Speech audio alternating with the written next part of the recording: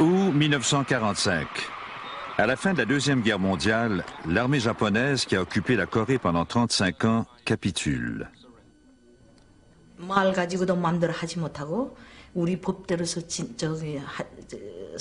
Durant l'occupation japonaise, ils nous ont forcés à vivre à la japonaise, à parler le japonais, à adopter les lois japonaises.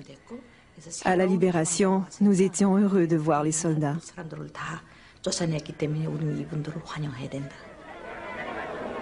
Les troupes russes et américaines libèrent la Corée. Elles se rencontrent exactement comme elles l'ont fait en Allemagne. En tant que puissance occupante, l'Union soviétique et les États-Unis s'entendent pour diviser temporairement la Corée le long du 38e parallèle. Au sud de la ligne de démarcation, les Américains ont le contrôle. En fait, le Pentagone et le ministère des Affaires étrangères ont fabriqué les républiques de Corée. Les généraux américains installent au pouvoir un anticommuniste intransigeant, Syngman Rhee. Son charme est quelque peu trompeur, car il est aussi très dur. Il est vraiment impitoyable, très patriote. Et il n'est vraiment pas aussi gentil qu'il en a l'air. Syngman Rhee devient le premier président de la nouvelle République de Corée en 1948. Les troupes américaines se retirent. Les Russes contrôlent la partie au nord du 38e parallèle.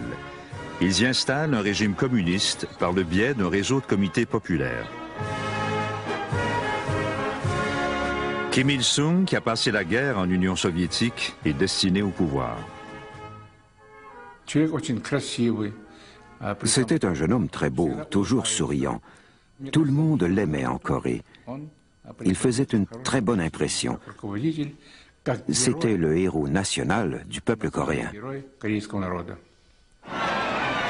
La République démocratique populaire de Corée est proclamée et Kim Il-sung en est le président. Au retrait des troupes soviétiques, Kim rêve de réunifier la Corée sous le communisme. Kim Il-sung a compris que la réunification des deux Corées était un problème difficile et qu'il aurait besoin d'aide. Bien entendu, l'aide qu'il espérait allait venir de l'Union soviétique.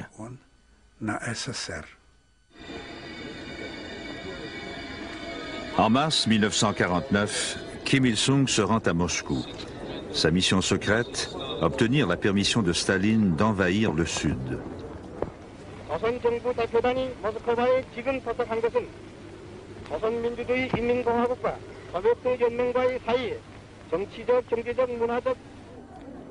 Préoccupé par la crise de Berlin, Staline rejette la demande d'invasion de Kim.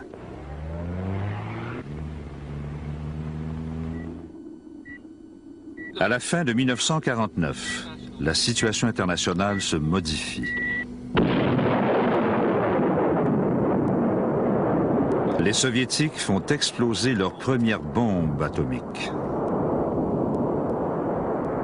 Et en Chine, la révolution communiste aboutit finalement. Mao Zedong proclame la République populaire de Chine. Le traité d'amitié entre Mao et Staline crée une alliance communiste mondiale, ce qui ouvre un second front à la guerre froide en Asie. Staline est maintenant persuadé que les États-Unis n'ont pas la volonté de riposter à ce qui se passe en Asie. En avril 1950, il finit par donner son accord à Kim Il-sung pour envahir la Corée du Sud.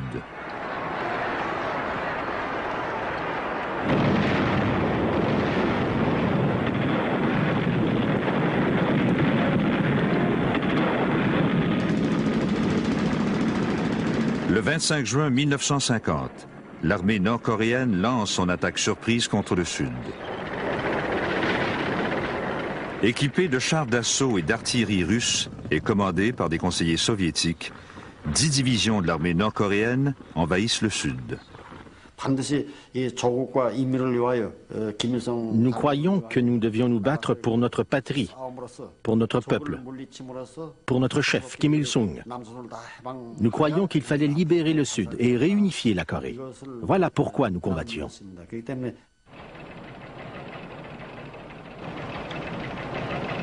Dimanche matin en Corée, samedi soir à Washington. Les journaux du dimanche vont sous presse. C'était un samedi soir. J'ai reçu un appel de l'officier de service qui m'a dit que la Corée avait été envahie par les Nord-Coréens. Sur le coup, la nouvelle m'a tellement stupéfait que je ne savais pas quoi dire, ni s'il plaisantait avec moi, ou s'il était vraiment sérieux. Le soir même, les hauts fonctionnaires sont rappelés au ministère des Affaires étrangères. Le président Syngman Rhee a téléphoné vers minuit. J'ai décroché le téléphone et il a dit « S'il vous plaît, demandez au gouvernement américain d'envoyer d'urgence l'aide nécessaire. » L'ambassadeur de la Corée du Sud se rend aussitôt au ministère des Affaires étrangères pour rencontrer le sous-secrétaire Dean Rusk. Il a dit, et je le cite, « Nous croyons que ce problème ne concerne pas seulement les États-Unis. Cela concerne le monde entier. » Et fort de ce jugement, nous avons décidé de convoquer une réunion d'urgence du Conseil de sécurité. Noting with grave concern the armed invasion of the Republic of Korea by armed forces from North Korea. Le lendemain, le Conseil de sécurité se réunit. Moscou boycotte les Nations unies pour son refus d'admettre la Chine communiste. Those in favor will please raise their hand. Les États-Unis ne ratent pas l'occasion de condamner l'agression des Nord-Coréens. Those against, carried by 9 votes for, 1 against and 1 abstention. 2 jours plus tard, le Conseil de sécurité vote la création d'une force militaire des Nations unies afin de défendre la Corée du Sud. This is in fact an attack on the United Nations itself. Sur le drapeau des Nations unies, des soldats de 16 pays vont combattre le communisme. Nous étions très encouragés. Nous avons même cru que la réunification de la Corée allait probablement venir de cette résolution. Le président Truman s'adresse à la nation. Korea is a small country, thousands of miles away. But what is happening there is important to every American. The fact that communist forces have invaded Korea is a warning that there may be similar acts of aggression in other parts of the world. Nous avions l'impression à cette époque qu'une opération de cette envergure n'était pas possible pour les communistes coréens sans l'aide de l'armée russe. Autrement dit, nous avons compris dès le départ qu'il s'agissait d'un mouvement, que cela se déroulait dans le contexte de la guerre froide.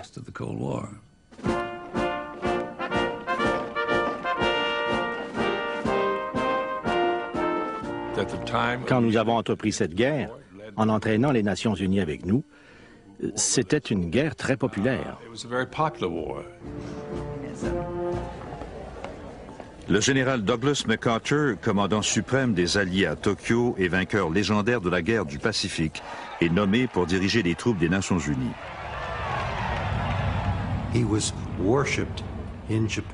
On le vénérait au Japon.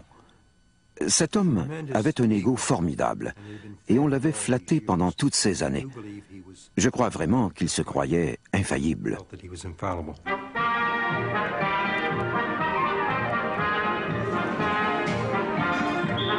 Les troupes les plus proches de la Corée sont celles de la force d'occupation américaine au Japon. Peu de ces soldats sont prêts au combat.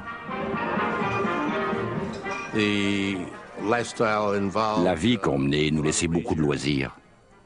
On vivait par procuration avec le catalogue de Sears. On achetait des bas de nylon et toutes sortes de choses pour les filles. C'était la belle vie.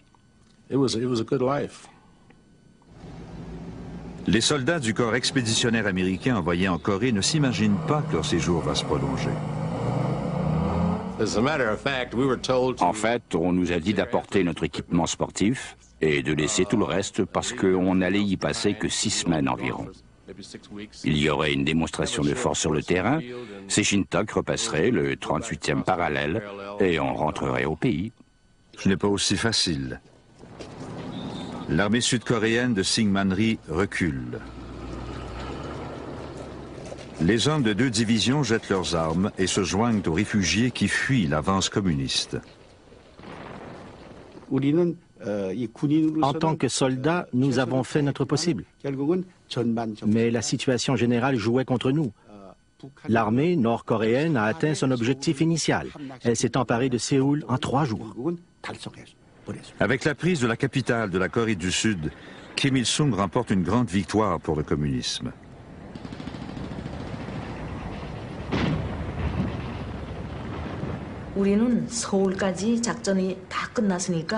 Quand nous sommes arrivés à Séoul, l'armée nous a dit que la campagne était terminée. Ils nous ont dit que les réformes politiques allaient suivre. Il sera désormais facile de réunifier le pays.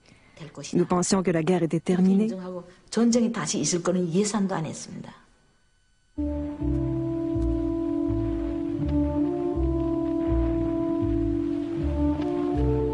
Les troupes américaines ne font guère mieux que les Sud-Coréens. Faute d'armes anti-chars efficaces, le front américain s'écroule.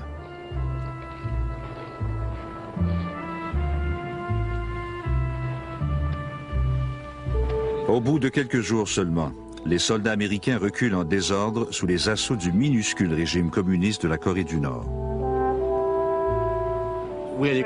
Nous avions du matériel qui datait de la Deuxième Guerre mondiale. Nous étions en piètre état sur tous les plans. Nous n'étions pas prêts à faire la guerre. Ça revient à cela en fin de compte. Partout dans le monde, les alliés des États-Unis se rallient derrière le drapeau des Nations Unies. Les soldats de 15 pays arrivent en Corée pour rejoindre les Américains dans l'armée des Nations Unies. Le général MacArthur prend un risque pour changer le cours de la guerre. Comme les forces des Nations Unies sont concentrées dans une minuscule enclave à Pusan, il tente une importante opération de débarquement à 240 km derrière les lignes ennemies pour couper l'avance nord-coréenne, puis la refouler.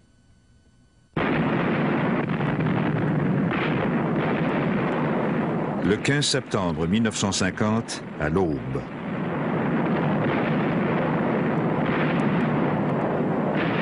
La plus grande flotte d'invasion depuis la Deuxième Guerre mondiale bombarde le port d'Incheon.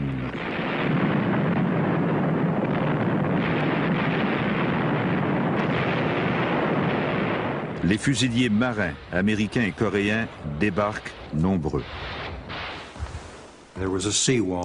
Il y avait une falaise abrupte. Il a fallu l'escalader. Les conditions du débarquement étaient terribles. Une partie de la ville flambait. C'était un jour pluvieux et la pluie se mêlait à la fumée, au feu et au bombardement. Si ces plages avaient été défendues par des soldats d'aussi bon calibre que les Japonais ou les Allemands de la Deuxième Guerre mondiale, nous aurions été chanceux d'y débarquer et peut-être moins chanceux une fois sur la plage. En 2 semaines, les troupes des Nations Unies sont engagées dans un combat féroce pour reprendre Séoul, la capitale du Sud. 50 000 civils perdent la vie dans le feu croisé. Après avoir enfin repris Séoul, MacArthur réinstalle Syngman-rhee au Parlement. L'association de MacArthur avec ce régime corrompu inquiète Washington. Syngman-rhee était un homme difficile à soutenir. Et dès qu'il a repris le pouvoir, il nous a été très difficile de faire quoi que ce soit. Et de toute façon, il n'y avait pas d'alternative. L'armée triomphante de Rhee est la première à franchir le 38e parallèle pour entrer en Corée du Nord. Les soldats des Nations Unies pénètrent aussi en Corée du Nord. La tactique de MacArthur semble maintenant être la chasse serrée de l'envahisseur. Je croyais qu'on avait gagné la guerre. Je ne devrais pas rire, mais c'est plus fort que moi. J'ai vraiment pensé que nous avions gagné la guerre, et je crois que c'était le sentiment général. Et nous sommes partis vers le nord avec beaucoup d'espoir. L'impressionnant fleuve Yalu marque la frontière entre la Corée du Nord et la Chine de Mao. De l'autre côté de cette frontière, les dirigeants politiques chinois suivent la guerre avec inquiétude.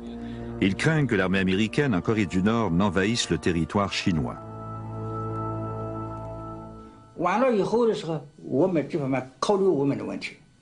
Si la Corée du Nord perdait, seul le fleuve Yalu nous séparait des Américains.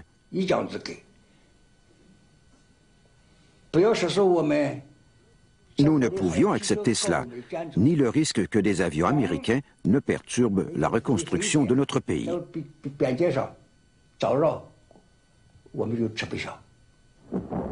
Un message urgent arrive à Beijing en provenance de la Corée du Nord dévastée.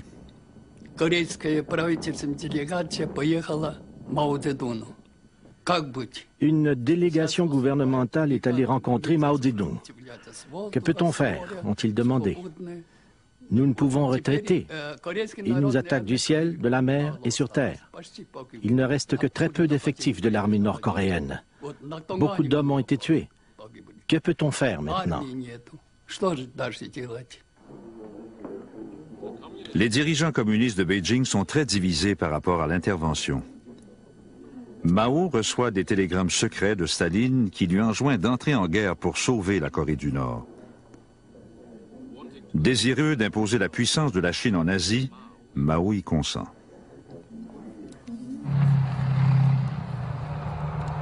Au même moment, les armées des Nations Unies et de la Corée du Sud poursuivent leur course vers le nord.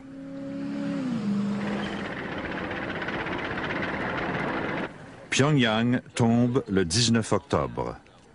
Ce sera la seule capitale communiste jamais prise par l'Ouest durant la guerre froide. MacArthur avait le mort aux dents. Il poursuivait une armée en déroute. C'était la course vers le fleuve Yalu.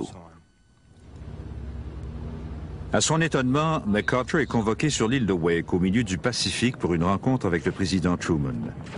MacArthur assure le président chef des armées qu'il est impossible que la Chine entre en guerre. On lui remet une autre médaille qu'il interprète comme un signe d'approbation de sa poussée vers la Chine.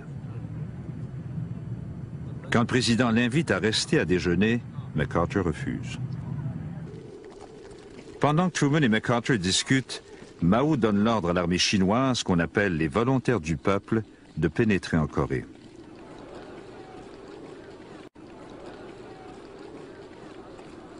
Un demi-million de Chinois traversent le fleuve Yalu et attendent que les forces des Nations Unies approchent de la frontière.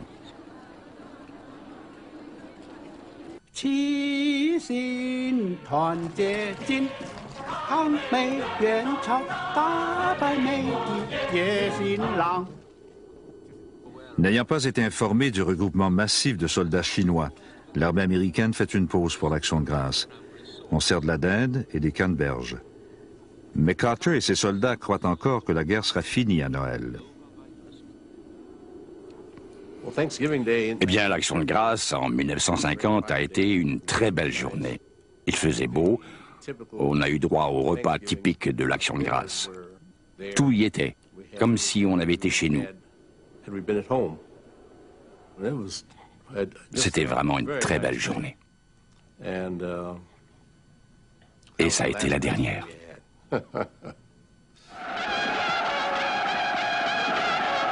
Le lendemain matin, 300 000 Chinois attaquent.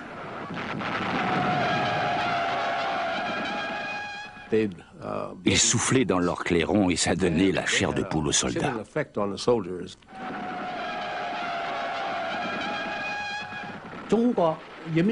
L'objectif primordial des volontaires qui se rendaient en Corée était la défense de nos foyers de notre patrie. Nous ne pouvions permettre à d'autres de traverser le Yalu pour nous envahir, mais nous voulions aussi aider le peuple coréen. Comme durant la longue guerre civile qu'il a dirigée en Chine, Mao croit qu'une plus grande motivation peut venir à bout d'un ennemi mieux armé.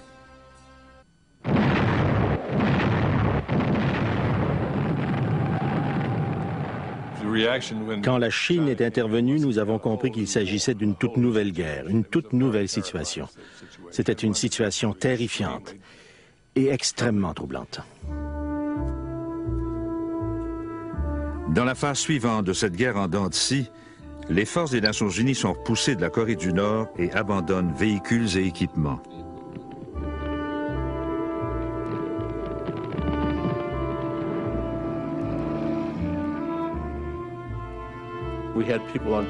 Nous avions des soldats sur le toit des camions, sur les marchepieds, qui fuyaient vers le sud. Je ne me suis jamais senti aussi impuissant de ma vie. Faire partie d'une armée qui bat en retraite, c'était incroyable.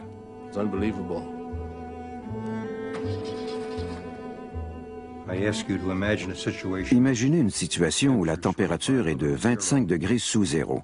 Rien ne marche comme il faut. Les armes fonctionnent mal à une telle température. Et il y a beaucoup de Chinois.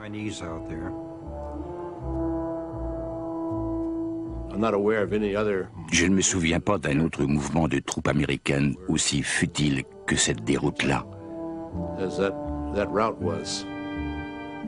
Et c'était vraiment une déroute.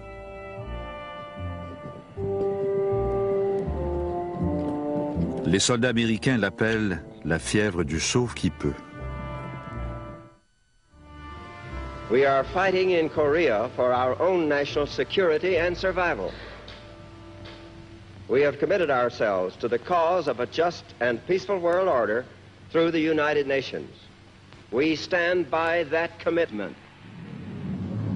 Lors d'un point de presse à Washington, les journalistes pressent Truman de se prononcer sur le recours possible à la bombe atomique. Ça n'arrêtait pas. Et le président n'arrivait pas à évacuer le sujet.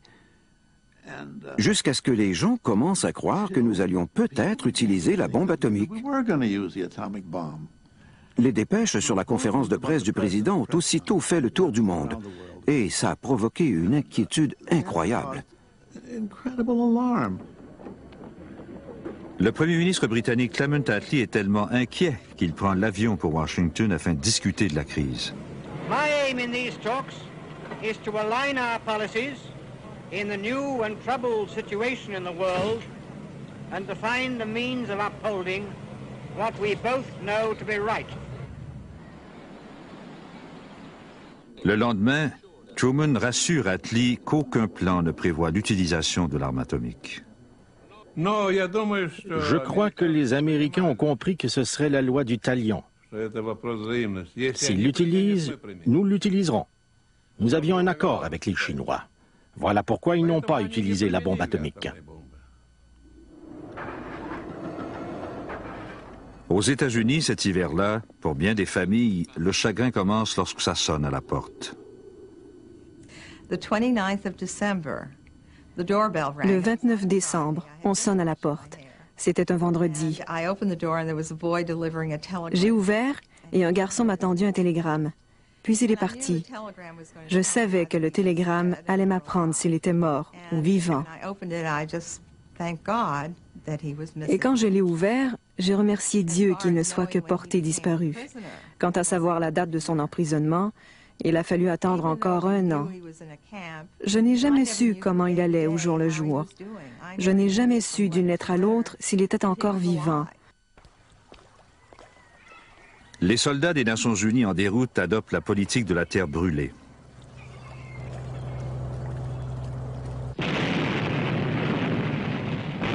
Après le retrait de Hungnam, les ingénieurs américains font sauter les installations portuaires. Les Chinois avancent rapidement et reprennent Pyongyang, la capitale du Nord. Au début de 1951, Séoul tombe de nouveau aux mains des communistes. Le général Matthew Ridgway est le nouveau commandant nommé par MacArthur. Les troupes des Nations Unies commencent enfin à freiner l'avance chinoise. Le défaitisme, la fièvre du sauve-qui-peut, et tout cela qui avait touché la 8e armée s'estompe. Depuis le début du conflit, les États-Unis ont la suprématie aérienne. Quand je survolais le fleuve Yalu à bord d'un Sabre F-86, nous utilisions des tactiques qui dataient de la Deuxième Guerre mondiale, sauf que nous pilotions des avions réaction beaucoup plus rapides. Quand les chasseurs MiG-15 pilotés par des Russes bien entraînés sont envoyés dans les zones de combat, ils défient la suprématie aérienne américaine.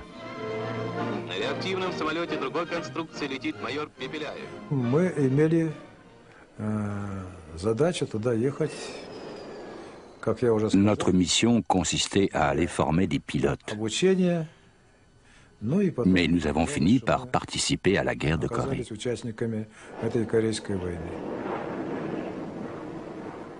La présence de pilotes russes risque d'amener l'Union soviétique à entrer directement en conflit avec les États-Unis.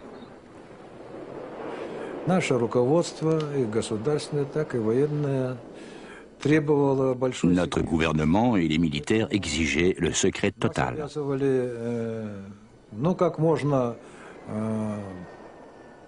Nous ne devions jamais laisser savoir à l'ennemi qu'il combattait les Russes.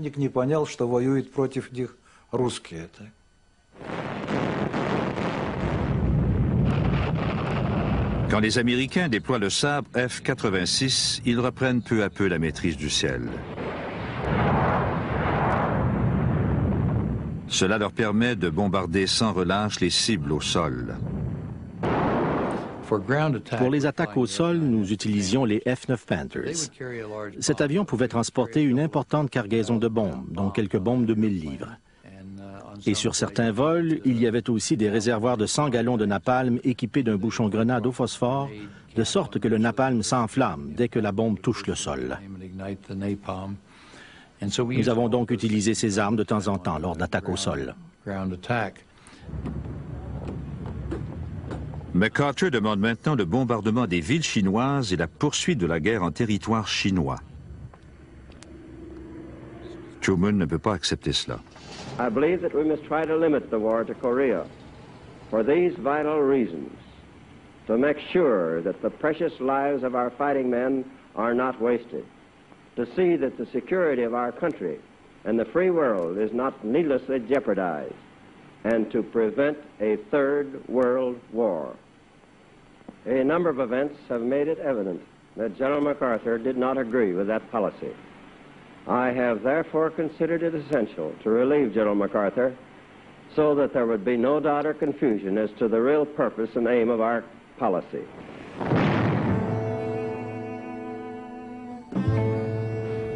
À l'été 1951, les deux parties se retrouvent dans une guerre sans issue dans les montagnes de la Corée, presque au même endroit où les combats ont commencé un an plus tôt.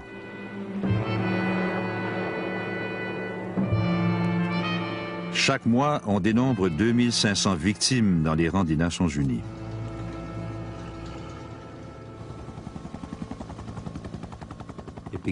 Nous avons compris que nous n'allions pas gagner cette guerre, que nous allions combattre jusqu'à une sorte de paix négociée. Les discussions sur l'armistice commencent en juillet 51, mais n'aboutissent pas. Chacun des camps trouve l'attitude de l'autre impossible. 이 공산주의자들하고 교섭이라는 건 굉장히 어렵습니다.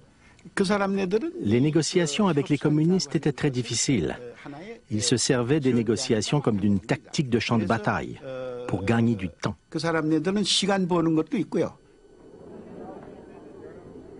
L'un des principaux obstacles aux pourparlers de paix est le sort des prisonniers de guerre. Les Coréens du Nord et du Sud maltraitent tous les deux leurs prisonniers. Un prisonnier américain sur 3 détenu par les Nord-Coréens meurt au cours du premier hiver.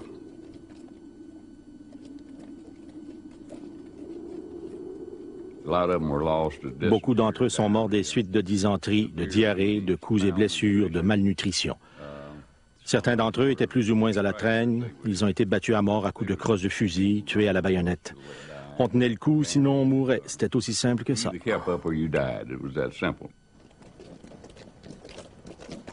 Inquiets par le nombre de morts, les Chinois prennent le contrôle des prisonniers. Ils organisent des conférences « pour les endoctriner.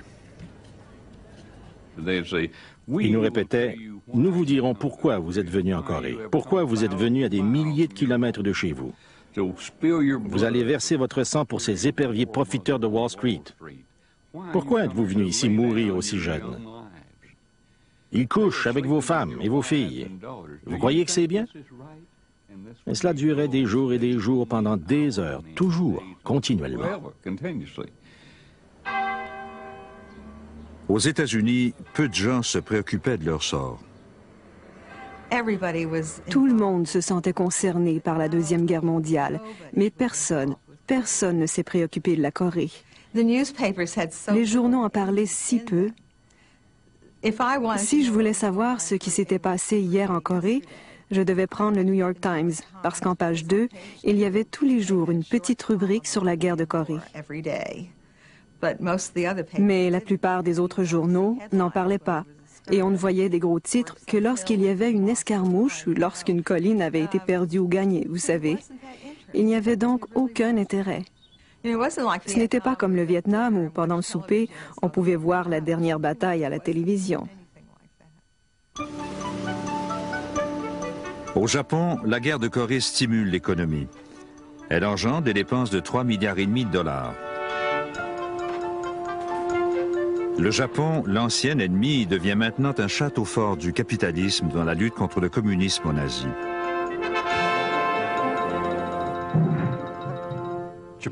Le Japon est devenu la rampe de lancement de la guerre de Corée. On se servait des ateliers, des chantiers navals pour reconstruire ou remettre à neuf les navires. L'industrie japonaise de l'électronique, qui est probablement aujourd'hui la meilleure au monde, a vraiment pris son essor durant la guerre de Corée. En Corée du Sud, les Nations Unies détiennent 130 000 prisonniers communistes. On demande à chacun d'eux s'il veut retourner dans son pays d'origine ou s'il veut rester dans le monde non communiste. Les communistes sont scandalisés lorsque près de la moitié des prisonniers de guerre choisissent de ne pas rentrer chez eux. Des manifestations violentes ont lieu dans les camps. Quand les pourparlers d'armistice reprennent à Panmunjom, il est question du sort des prisonniers, ce qui retarde les négociations pendant des mois. Tandis que les pourparlers stagnent, les bombardements se poursuivent sans répit. Les avions américains larguent presque autant de bombes sur la Corée du Nord que sur l'Allemagne durant la Deuxième Guerre mondiale.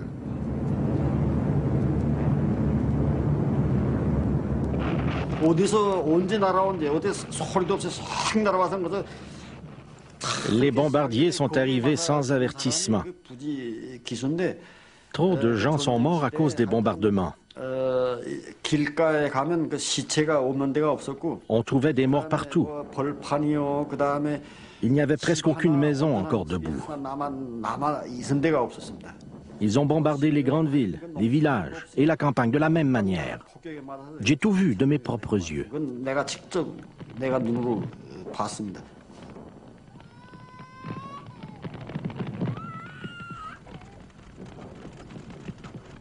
On estime que près de 2 millions de civils nord-coréens ont été tués.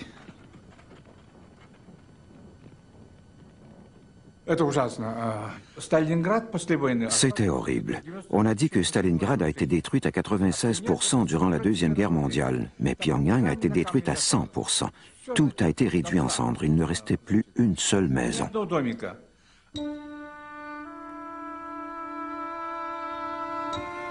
Pendant la guerre, les deux camps commettent d'horribles atrocités.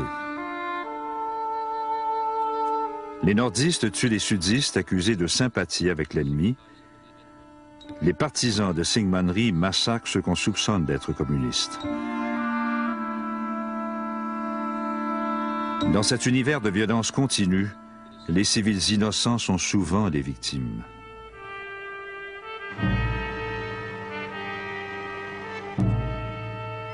À Panmunjom, les pourparlers continuent. En 2 ans, il y a eu des centaines de réunions. 1952, année électorale aux États-Unis. Après 2 ans de guerre, Truman décide de ne plus se présenter pour les démocrates. Les républicains choisissent Dwight Eisenhower. Son slogan, « J'irai en Corée ». Plusieurs d'entre nous étaient déçus par le président Truman. Je l'ai plus ou moins tenu responsable de la guerre. Quand les élections ont eu lieu en 1952, j'avais donc hâte de voter pour Eisenhower. Comme il s'agissait d'un militaire et qu'il avait promis de tout faire pour mettre un terme à la guerre, c'était l'homme que je voulais voir au poste de président. Eisenhower remporte une victoire déterminante sur les démocrates.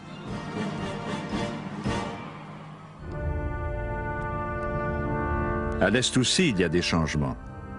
En mars 1953, le monde communiste pleure la mort de Staline.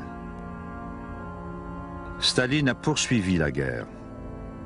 Ses successeurs veulent y mettre un terme.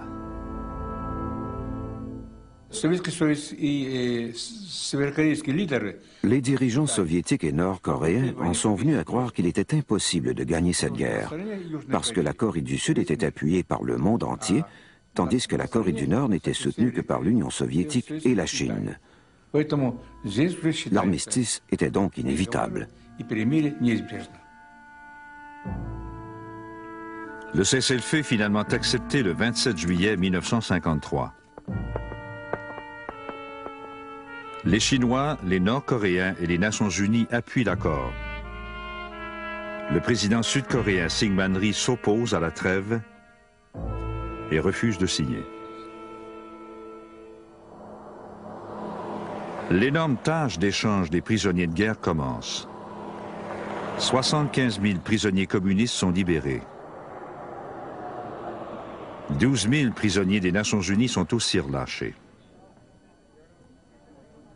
Il n'y a pas de mots pour décrire mon bonheur et celui de mes amis lorsque nous avons franchi la ligne.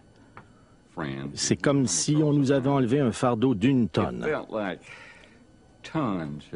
Depuis 2 ans et demi, c'est comme si je transportais un poids énorme, des tonnes. Et tout d'un coup, je pouvais respirer, j'étais léger, j'étais libre. La liberté est indescriptible. Bernie Gehling rentre aussi chez lui. Florence est là pour l'accueillir. Je ne l'avais connu que pendant 6 mois. Nous n'étions mariés que depuis 6 jours. Ce jeune homme qui était parti avec des cheveux blonds ondulés est revenu avec des cheveux bruns, droits et moins épais. Et il était décharné. Il n'avait plus le même visage que lorsqu'il est parti. J'ai attendu cet homme pendant 33 mois. Et lorsqu'il est rentré à la maison, je ne le connaissais pas vraiment. Mais il n'a pas fallu longtemps.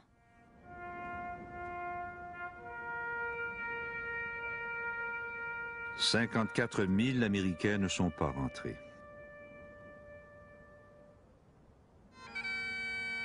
La guerre a fait 3 000 victimes dans les armées des 15 autres pays.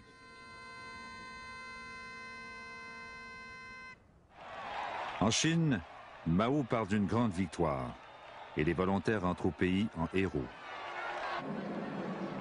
Environ 1,5 million de soldats chinois sont morts pendant cette guerre.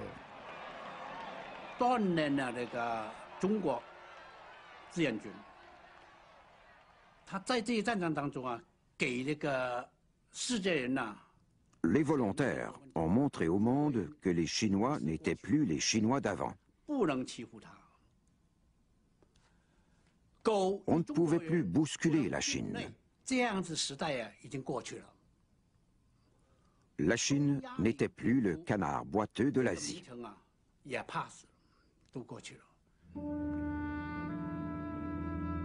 En Corée du Nord et du Sud, 3 millions de Coréens sont morts, ont été blessés ou portés disparus. 5 millions d'autres sont sans abri.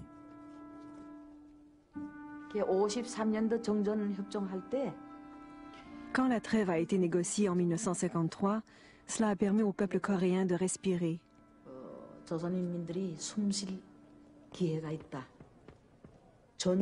Mais il n'y a pas de véritable victoire dans la guerre. On tue tellement de gens et il y a tellement de destruction. Pas de victoire, mais l'Ouest a tenu bon. En Corée, le communisme a été endigué. De manière générale, ça a été une défaite pour le socialisme. Nous avons été incapables d'imposer le système socialiste en Corée du Sud. Ça a donc été une défaite. «